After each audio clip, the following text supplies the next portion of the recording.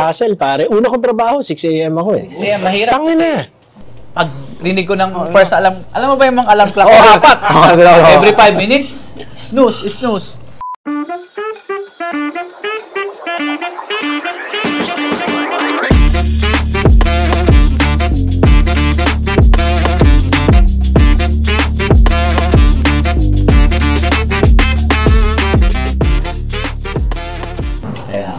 Buksan na natin. Ayun. Tagays nga eh, di ba?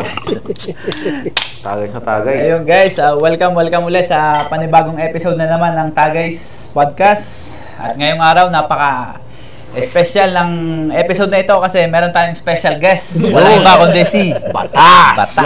mismo. Ayun. Welcome Batas. Maraming salamat sa pag sa ng episode namin. Masalamat. Isang karangalan ng makaano ka namin dito. Isang legendary sa mata ko, isang icon sa scene na rap. Talagang grabe yung impact na nagawa niya kasi growing up yun. Tingnan mo dito na kami lumaki pero grabe impact niya, grabe. Yung pinapanood lang kita dati sa YouTube ngayon. Di ba? Dati, ikaw yung talagang hatred ng mga tao dati. Parang naalala ko, parang nag-back to back no? O sa Isa Buhay. Sa buhay ba yun? Kung daw nagkakamali, ikaw lang ata yung nag-back to back sa Isa Buhay. Ako pa lang. So, pag-uusapan na rin yan mamaya sa So, bago natin pag-usapan, cheers muna tayo, guys. Tagays. Salamat sa Tagays kasi pare, inuman ng tanghali, inuman ng hapon, napakasarap naman nun. Yun. Tapos shoutout sa Red Horse. Oo, baka naman, next time. Pero Red Horse, baka pwede nyo pakabutin dito ang endorsement. Yun. Speaking sa mga shoutout natin mga sponsors natin, syempre, Maharlika's Resto Bar, Maharlika, Benjo Films sa likod ng camera, Maple Stories sa behind the scenes, Lefely Studios at saka Manyaman Foods, ba? Manyaman Foods. Ayun. Tsaka Maharlika's dito. Yan, sana rin makagawa ako ng mga event dito. Ayun. So, pwede yan. Make it happen. Ayun. Shoutout kay Jeff. Jeff Tan. Okay. Sa buong bumubuo ng Maharlika. Yes. So kuya, as we said, welcome sa Tagays. Thank you for having me. Unang tanong kuya, ilang taon ka nandito sa Canada? 2 kalahati. Bilis na rin. Kalahati pa lang. Ayun, so yun kuya, magsimula tayo sa Canada. Paano ka nakarating dito? Ano yung story mo? Bukod sa sumakay sa eroplano. Bumili ng ticket. Ayun. Lumipad? Siguro mga 22 June 2022, no? Nag-decide kami ng pamilya na parang talagang consider natin umalis. Kasi siguro simula ng pandemya, kinausap na ako ng mga bata na gusto nilang umalis sa Pilipinas. Pero syempre, medyo far-fetched isipin nyo nung time na yun. So yun, fast forward lang to 2022, biglang napag-usapan namin mag-asawa na tangina, mag-Canada na tayo. So gano'n lang kasimple. Apply kung ano kailangan gawin. Yun. Kamusta kuya yung adjustment mo dito? Yung coming in? Anong buwan nyo? Dumating ako ng April. So, 2023. okay pala. Pababa na yung lamig na. Pababa na yung lamig na. So, kamusta yung mga unang buwan mo kuya? Okay naman. Siyempre, buhay turista yung simula. Ganon siya masaya rin dahil April kami dumating, May, nag-Niagara kami, nag-propose ako sa girlfriend ko ng time na yun, asawa ko na. Oh, wow. So, ang dami rin nangyayari sa amin noon. First time na nagkasama yung side ng pamilya ko, tsaka side ng pamilya niya dito. So, yun, first na trabaho ko, day job. So, ang dami adjustment. Culture shock ka nun, kuya. Parang nabigla. Oo naman, pare. Ganito pala sa Canada. Parang ang ganda sa picture, di ba? Maganda naman. Pero syempre, diba, iba yung nakasanayan sa Pilipinas. Oo. Ganun. Yun na, kasi I think ita-touch on mo na yung next point ko, which is, kuya, i-compare mo yung kuya, yung lifestyle mo na iniwan sa Pilipinas compared sa lifestyle mo currently ngayon. Well, sa Pilipinas kasi pare buhay artist ako Di ba? So, ewan ko, hindi mo pwede isama yung panahon ng pandemya dahil bago yung setup ng lahat. Pero before the pandemic, pare, day job ko, tattoo artist, musikero ako sa gabi. Sa weekend, radio host ako. So alam mo yun, iba. Pagdating dito, biglang boom, kailangan ko mag-fit sa system. Regular job, gano'n. Ano yung pakiramdam nun, kuya? Hindi ka ba na homesick nun? Mga panahon yun? Ngayon, homesick ako ngayon. Nung simula, hindi pa, syempre, dahil excited ka pa sa mga... Bago ka pa lang. Bagong environment. Gusto mong explore eh. Diba? Pero hindi lang ako sanay na biglang labor job na ever since nagbuhay creative ako. Diba? So ngayon biglang kailangan ko sumunod, kailangan ko alas 6 na sa trabaho.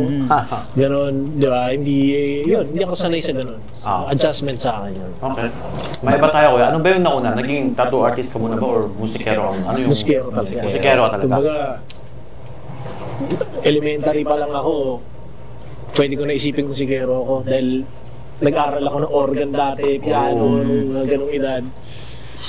So, yun, gano'n. Pero siguro nauna ako nag-drawing kaysa nag-tumugtog, di ba? Technically speaking, no? So, ito kaya, yung tumugtog, ano yung mga pinapakinggan mo? Ano yung mga inspirasyon mo sa music dati, kuya? Banda, right? Pare, marami akong pinakinggan. Hip-hop talaga. Hindi. Nagsimula rin ako sa banda. Hindi, parehas ko siyang pinapakinggan talaga eh. Pero sa banda, lumaki ako na metal. Metal? Oo so yung mga medyo masikat na metal nung late 80s, early 90s, di ba? So yun yung kinalakihan ko. Ganon. Tapos rap, syempre rap din. Kaputukan 90s eh, di ba? So yun, ganon siya. Okay. Yan, ito naman kuya, maano tayo sa early ng flip top, kung saan ka nakilala. Kuya, i-describe mo yung scene dati sa flip top, yung mag-emerge pa lang, yung simula pa lang. Paano mo nakuha yung batas na pangalan? Hindi, iba yun. So, batas ka na batas? Batas ka dati? Batas na. Hindi pa ako nag-rap bilang batas na yung tawag sa akin dahil sa pagbabanda. Parang yun ay naging plaka ko talaga. Okay. Yung flip top, pare, nung nagsimula, syempre hindi naman namin alam na sasabog ng ganun eh. So, nung simula, kami lang. Nung simula, wala namang pumapansin sa amin, di ba? Pero nung sumabog, puta, nagbago lahat. So nakita mo rin nagbago yung mga tao sa paligid, may mga nagbago, may mga nanatili, pero lumaki. Dumami mga kaibigan mo, dumami narating naming lugar sa pag-rap, di ba? Sino naman yung parang toughest opponent mo sa flip top? Lagi ko sinasabi yun, hindi siya talaga tungkol sa kalaban mo eh. Parang tungkol sa iyo yun eh. Dahil wala namang kinalaman talaga yung kalaban mo sa iyo sa pagbabattle. So, okay. So hindi ko pwede sabihin na merong toughest eh. Yeah. Okay, so ito na ako kung wala mong toughest. May linya na ba or may isa may being a disrespectful na known as a disrespectful na style ko yan. Meron na bang linyang nag-hit sa'yo na parang tinamaan ka? Oo, meron para sa akin na below the belt din. Siyempre, tao rin naman ako. Diba? Para sa akin, may mga hirit ako na tingin kong hindi naman below the belt pero below the belt para sa iba. Pero siyempre, hindi ibig sabihin na lahat ng bato nila sa akin, tatanggapin ko lang. May mga hassle. Diba? So, meron. Yan. Kailangan mo ba sabihin? Hindi na kailangan. No, kasi nakiros lang ako na syempre, di ba, ikaw yung yung image mo talagang ikaw yung, ikaw si Batas, di ba? So, sino yung unang nakalaban mo kaya? Si Abra, pinakauna. Sa flip top. Pinakaunang event ng flip top yun. Kami yung magkalaban. Second battle kami, pare. So, yun din yung isa pa, parang kahit napakalayo ko na, kahit hindi na ako active, pare, isa ako sa nagsimula ng flip top, hindi pwedeng tanggalin na iba sa akin yun. Kasama ako sa storya. So hanggang ngayon, kahit wala na ako doon, kasama ako sa storya niyan, pare. Solid. Grabe. Ano yung pagkaiba sa kuya? Ano yung nag-iba sa buhay mo before flip top and after flip top, yung naging mainstream ka na? Dumami yung mga bumukas sa pinto. Kumbaga, mas dumami yung pwede kong pagkakitaan. Sa totoo lang. Mas naging open sa Oo. lahat. Kasi, kahapon lang, pinag-uusapan namin ng utol ko yun eh. Parang tangin na, isipin mo. Hindi ko alam kung alam nyo. Wala rin akong pake kung hindi nyo alam. Pero, parang lumabas ako sa ilang pelikula. Na as in, may dialogue ako. Alam mo yun? Naging parte ako ng movie, hindi ako extra. Na never ko naman inisip ng bata ako. Isa yun, pare. Ang dahil sa flip top o sa bata Kahit top. na hindi dahil doon. Parang nung bata lang ako, never ko naisip na tangin na gusto ko maging artista. Di ba? Wala sa utak ko yun. Pero umabot ako sa ganun. Na Hindi mo akalain. Oo, di ba? Pero dahil sa flip top yun. Di ba? Kunwari, negosyo namin, yung tattoo shop namin dati, dumami rin yung kliyente dahil sa flip top. So isa rin yun. Maraming bumukas na pinto dahil sa flip top. Maraming opportunity. Shows, ganun. So, ito, may tanong ako yan. So, nagre-rap battle ka na ba prior to flip top? Hindi. Hindi. Rapper na ako nun. MC na ako nun. Pero hindi pa bumabattle. So, yung nakita naming version ng Batas, that was raw. Talagang Yeah. kakasalang mo nun. Yeah. Ano lang, alam ni Arik, ni Enigma na swak ako dun. So bago magsimula, kumbaga December yun eh, nagkausap kami, sinasabi niya sa akin yan, uy, may plano ako liga. Yeah, baka trip mo. Oh, game. February nangyari first event. Anong year to? 2010 ang first event namin. So December 2009, sinasabi niya sa akin yun. Alam niya na, swak ka dito. Subukan mo, sana trip mo. Game. So, ganun siya. First attempt ko yun.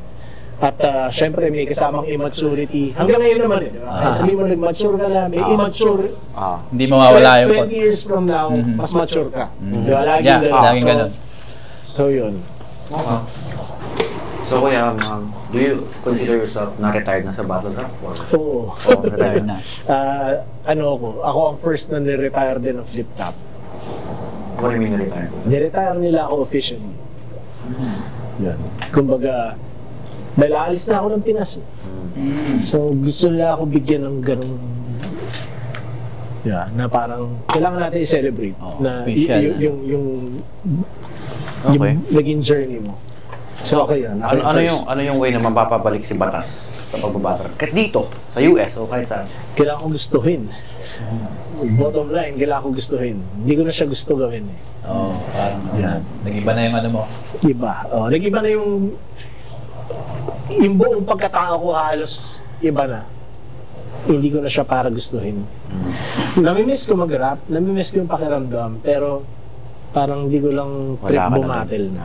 Wala naman. Kasi mo kasi di ba dati, parang pinapanodan natin siya. Sa YouTube. Sa YouTube. Talagang inaabangan yung mga battle nun eh. Hindi, saka nag-usap din kami sa flip top na parang kailangan ko ibigay sa kanila yun. Na kung gugustuhin ko bumatil ulit, gagawin ko siya sa flip top. Hindi pwedeng sa iba ibang pa. league. Ano ko yun? Di ba? Parang kasama yun. Parang...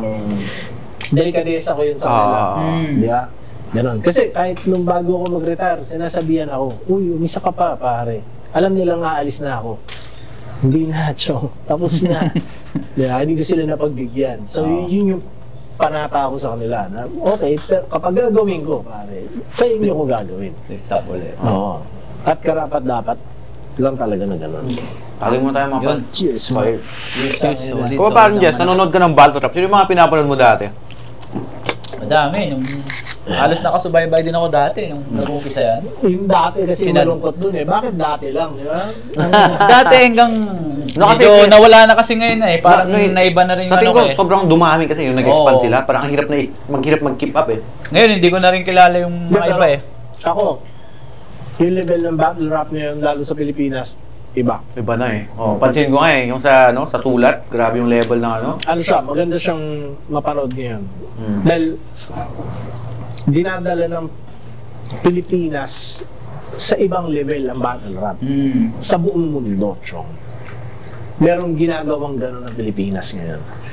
So maganda maging aware ang mga Pilipino nun. Kasi syempre medyo gets ko yan pare. Minamaliit na ibang tao yung battle rap sa Pilipinas. Dahil akala nila ganun-ganun lang ginagawa namin. Pero Chong, yung nangyayari sa battle rap ngayon sa Pilipinas at yung cultural impact niya sa buong mundo, sobrang solid pare.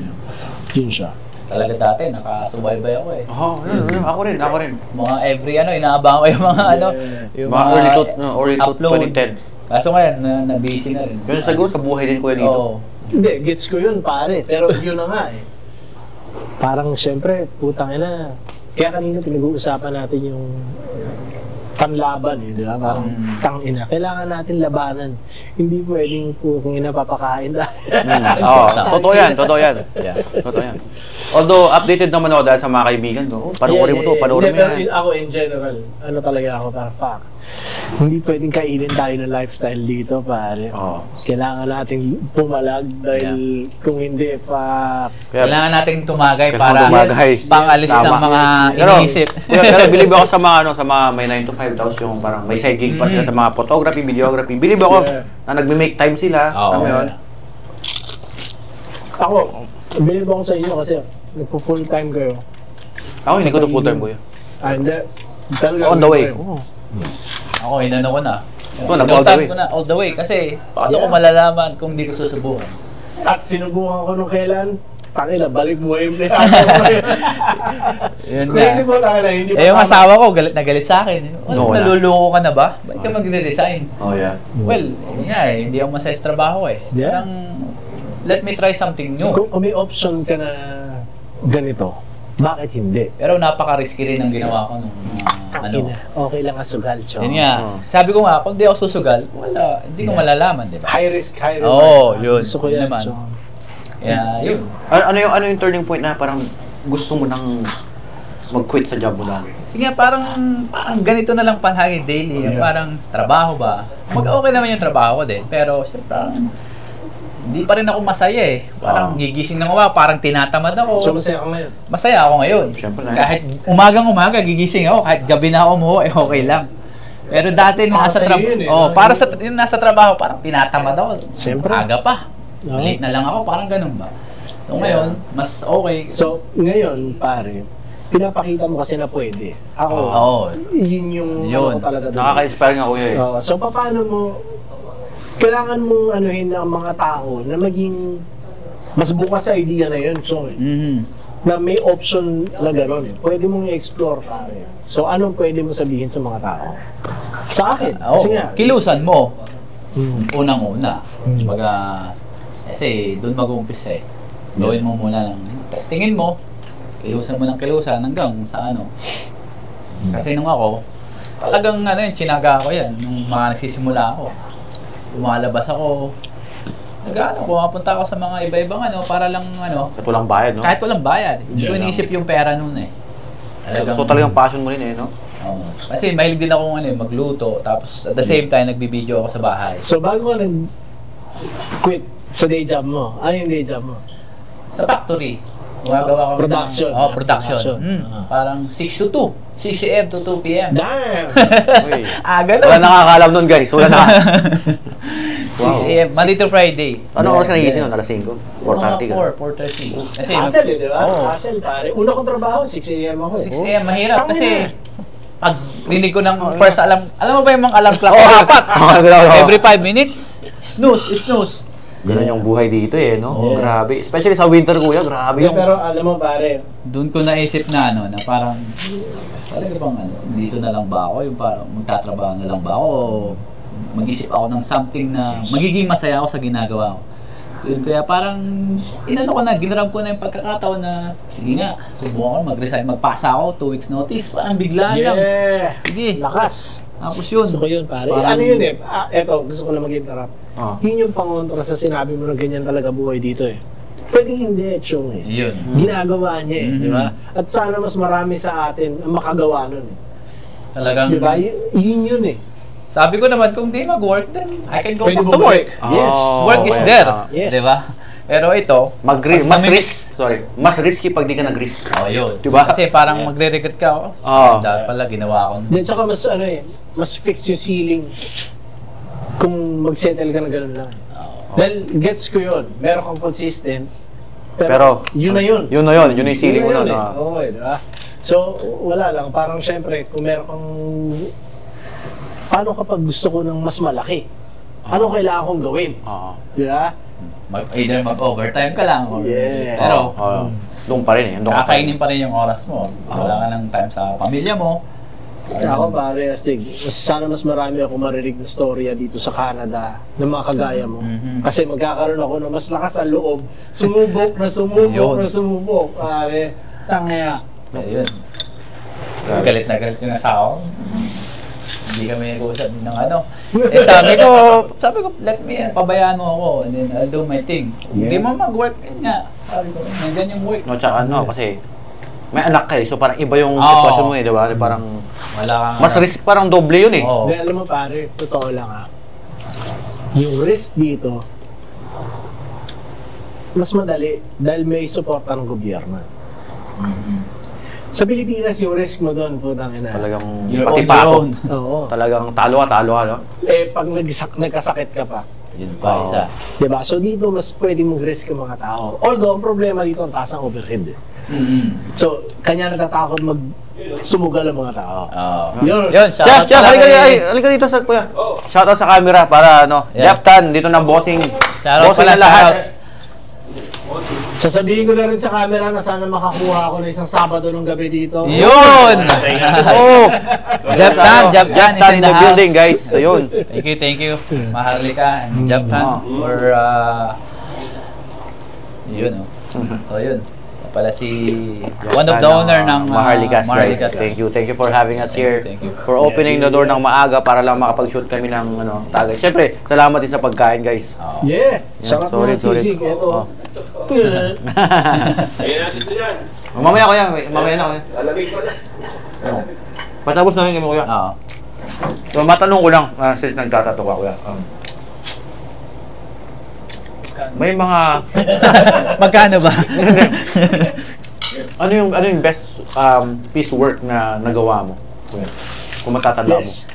In your opinion. Ang hirap mag-isip ng best pero marami akong mga nagustuhan. Ang mas gusto ko style yung mga makukulay. Makakapal na linya, ganyan. Ganyan yung mga hilig kong gawin. May mga ano ko ba kuya? May mga tatong una sa lahat, may regret ka ba sa mga tatong? Wala naman. Parang hindi ko naman naiisip sa isang araw na may tattoo ako. Kumbaga hindi Kumbaga naging sa bagay. hindi ko siya nasa isip na may mga tattoo ako. Hindi ganoon. Ito naman kuya. Okay. Siguro naparami yung tattoo ko. Kung meron ako. yun, parang tangina, wala na akong space masyado. Gusto ko pa ng space sana. Yeah. Pero kung regret sa mga tattoo, hindi naman. May mga times na ba kuya na nagkamali ka sa tattoo? Tsaka, Alam mo, eto sasabihin ko sa inyo, normal yun. normal. Oo. So, Kasi parang art yan eh, Walang perfect. walang perfecto eh, di ba? Pero, paano mo... yun yung gustong... Oo, di ba? Paano mo didiskartehan yung imperfections? Sa una sa lahat kuya, paano ka magsusorry? Paano mo sasabihin? Hindi, No? hindi, yung mga pagkakamali naman na sinasabi ko, Sorry. hindi siya yung parang malalang pagkakamali kasi syempre may stencil. Di ba? So naiwasan mo na kagad yung malalaking pagkakamali sa Parang stencil. minimal na lang. Oo. Kung meron man konting alob, Okay. di ba? Yung mga konting ganun lang. Pwede namang hagudin ng konti pwede para... nang dayain. Oo. Ayun. Tagas Parang Jess at kuya. Grabe, solid. Salamat solid, ulit, solid guys. sa- Yeah. Hindi pa tapos tayo. Guys, pero sa mga hindi pa nagsusubscribe, Yes, subscribe kayo. Parang Jess, Tagay sa YouTube at sa Spotify. Ayun. And little bit of clips sa Facebook, Instagram. Ayan. Kuya, before we let you go, may mga katanungan na kaming sa philosophy sa buhay ni Kuya Mark, di ba? Una, ano yung meaning ng success kay Batas? Success siguro is magawa mo kung ano yung ginusto mong gawin. Parang Jess. Yun. Ganun lang Kaya kasi- tinitingala ng madami. Ako personally, malaki ng respeto ko sa kanya. Grabe, talagang nakaka-inspire. Yeah. Sinabi ko rin sa iyo yun, Kaya Chong. At astig na may testament. Ikaw yun. Ikaw yung living testament na pwede. Pwede dito. Yeah. So, Hindi lang. gagawin ko rin yan, Chong. Tutulungan mo ako. Yeah, for Pag-usapan sure. natin. Nice. Sabi ko nga, umpisahan mo. Yeah. Ilusan mo. First and then- step, I guess, Yeah. yung unang sa lahat ng bagay naman eh. Kuya, ano yung mabibigay mong advice sa younger self na version? Fuck. Lalim nun ah. Say, di ba, knowing what you know now, you're smarter, di ba? Ayun na. Hindi ko alam pare. Ewan ko. Hindi ko alam eh. Wala pa nagtanong sa'yo na ito, no? Hindi naman, pero parang ano malalim, sobrang lalim. Kumbaga, sobrang daming pabalik-balik na argumento kapag inisip ko yan eh. Pag sinabi kong gano'n, hindi mangyayari to. Na ginusto kong... Sa bagay. Oh. So, ewan ko, siguro mas maniwala sa sarili. Yun. Okay. Kasi syempre, at the end of the day, walang ibang maniniwala sa'yo kundi sa sarili mo. At yun yung pinaka-importante rin eh. Parang hanggat naniniwala ka sa sarili mo, pwede mo gawin kung anong gagawin mo. Yeah. Ano naman, sa tingin mo, purpose of life? Tangin. Deeper and deeper. Palalim na ng palalim. Hindi, wala. Wala. Akala rin ata ng mga tao napaka-importante natin sa mundo to, pero putangin na, para lang naman tayo mga animal din, di ba? So, alam ko yung point mo. Ibang tagas lang to eh, pero nagigets ko yung kung anong gusto mong sabihin. Diba? Kumbaga, syempre, ayaw kong isipin na napaka-special natin sa grand scheme of things, diba? Pero siguro kung may silbi talaga tayo is maging magandang impact lang sa paligid natin. Siguro yun siya. Okay, sa last portion, kuya, guys, magsasabi tayo ng pangalan. specifically flip-top rappers na nakalaban ng ibatas. Kung ano yung unang word na papasok sa isip mo, kailangan mo sabihin agad. Okay? Para Jess, ikaw magsabi. Mamili ka ng 10. 10. Go. Delo. Rebuttal. Looney. Goat. Abra. Pretty boy. Pretty boy. Pretty boy. Yan naman. Shernan. Cosplay. Righteous One. Wheelchair. Ito naman si Tipsy D. Tipsy D. Dragon Ball. Yun. Dragon Ball. Yung isa si Energy Ball. Yan. Price tag. Shots fired. Sak Maestro. Solid. Sino nga yung yung taga Pampanga? Sinyo. Number 1. Yun. Yeah. Luxuria. Femc. Okay. Ano yung official record mo kuya sa... Tangina, hindi ko rin alam. Ang dami mo ng battle Hindi siya, sa totoo, hindi siya importante sa akin. Yung numbers na. Tsaka sa dami, hindi ko na maalala. Hindi ko na tinandaan. Kuya, nung narinig mo yung tagas, ano yung unang pumasok sa isip mo? Inuman. Tagays. Isang tagays ulit. Para sa ating mga viewers, mga chong. Red Horse, man. Red Horse, baka naman. Matagal na hindi nakatikim sa inyo. Yun. Hindi niyo ako ulit. Yeah, and hopefully na, sa mga darating na, episode pa natin, may mga sponsor na, kahit sino. Yeah. Pero, mali mo, Red Horse. Mali mo, Red Horse. Kasi lahat na napag-usapan natin parang just nangyayari. Kaya nga baka marinig tayo ng Red Horse. So before we let you go guys, shout out ulit sa sponsor natin. Maharlika Resto Bars, Venue Film sa likod ng camera, Maple Stories, La Feliz Studios at Manyaman Foods guys. At shout out kay Jeff Tan sa likod guys. Yes. Maraming salamat.